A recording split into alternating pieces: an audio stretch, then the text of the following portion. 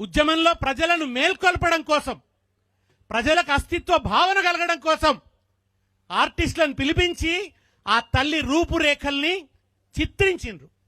ఏం పెట్టినా మనం నెత్తి మీద కిరీటం. ఎందుకు కిరీటము, ఒక గొలుసు, ఇవన్నీ ఎందుకు పెట్టిండ్రు?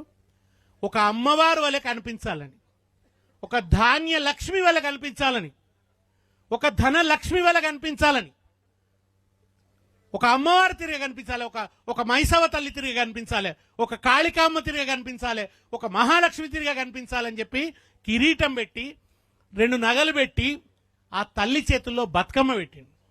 ఒక చేతిలో బతుకమ్మ, తంగేడు పువ్వులు తంబాలమంతా, తీరొక్క రంగుల్ల తీరిచ్చిన పువ్వు, తీరొక్క రంగుల్ల తీరిచ్చిన పువ్వు, బంగారు చీరలు బాజారులన్నీ, బతుకమ్మ పండుగ నా తెలంగాణ, నా తెలంగాణ, బంతి పూల తోట నా తెలంగాణ, నా తెలంగాణ, బతుకమ్మ పండుగ నా తెలంగాణ, నా తెలంగాణ, బంతి పూల తోట నా తెలంగాణ, నా తెలంగాణ, కొత్త బట్టలు గట్టి కోటి ముచ్చట్లు, పాల పిట్టల చూసి పడుసు సప్పట్లు, పాల పిట్టల చూసి పడుసు సప్పట్లు, జొన్న కర్రల జెండ జోరున్నదేమి, అలాయ్ బలాయ్ తీసే నా తెలంగాణ, నా తెలంగాణ, జంబి వంచిన ఆర్తి నా తెలంగాణ, నా తెలంగాణ.